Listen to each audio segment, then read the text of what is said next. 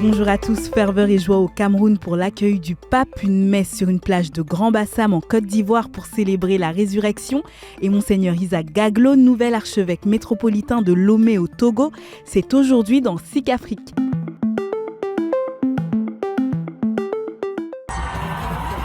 Une grande ferveur s'est emparée des rues de Yaoundé, la capitale du Cameroun, depuis l'arrivée mercredi du pape Léon XIV.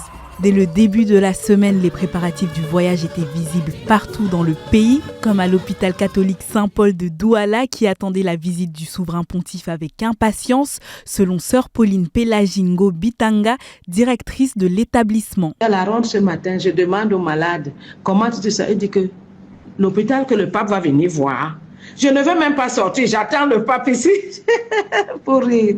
Mais tout le monde est content, le personnel, tout le monde est heureux de recevoir le Saint-Père parce que je pense que ça n'arrive pas 2 fois dans la vie.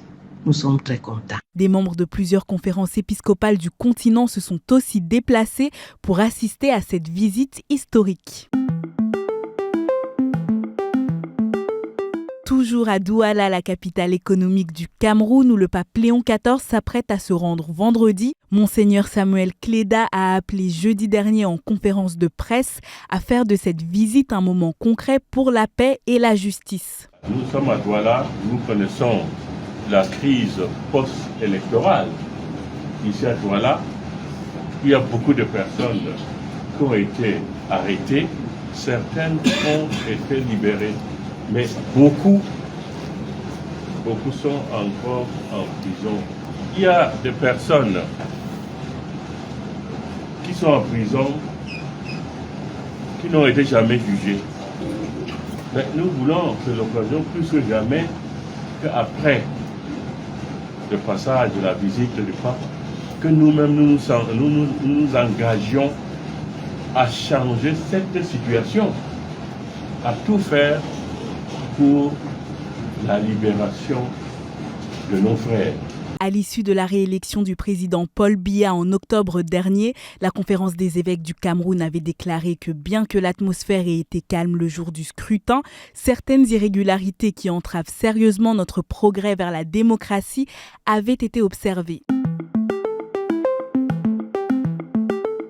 Pour le lundi de Pâques, les fidèles de la paroisse Saint-Timothée de Yopougon en Côte d'Ivoire se sont réunis pour la 2e année consécutive sur une plage de Grand-Bassam au bord de l'océan Atlantique. Après ce long temps de carême, de 40 jours, nous nous retirons de la paroisse pour venir à Galilée Beach. Et c'est important de commencer Galilée Beach par la messe. D'abord par le chapelet, ensuite la messe. Pourquoi ? Pour confier tout cela au Seigneur. Tout ce que nous faisons, il faut d'abord confier au Seigneur. Ils étaient plus de 700 à rejoindre symboliquement la Galilée et à célébrer dans une ambiance festive la résurrection du Christ. Et après 2 ans d'attente, le diocèse de Lomé au Togo a un nouvel archevêque. Monseigneur Isaac Gaglo a été nommé par le pape archevêque métropolitain de la capitale togolaise, un siège resté vacant depuis 2024 suite au décès de Monseigneur Nicodème Anani Bariga Bénisson. Moi, je ne viens pas dans l'archidiocèse avec un programme préétabli. Je suis venu avec une disposition d'écoute. Je suis venu rencontrer un peuple, écouter et chercher à mieux comprendre les réalités pastorales de l'archidiocèse. Monseigneur Gaglo, évêque d'Anéo, une ville à l'est de la capitale, assurait depuis presque 2 ans la fonction d'administrateur apostolique pour l'archidiocèse de Lomé.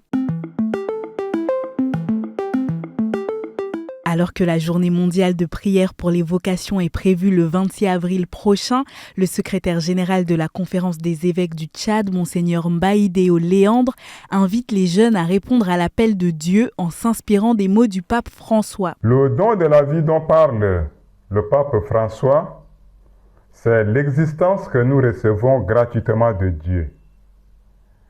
Et elle est reçue gratuitement pour être vécue dans l'amour, pour être vécu dans la gratuité, pour être vécu dans le service et non pas un acquis personnel et non pas un privilège personnel à garder pour soi-même. Dans son message cette année, le pape Léon XIV rappelle que la vocation n'est pas un objectif statique, mais un processus dynamique de maturation.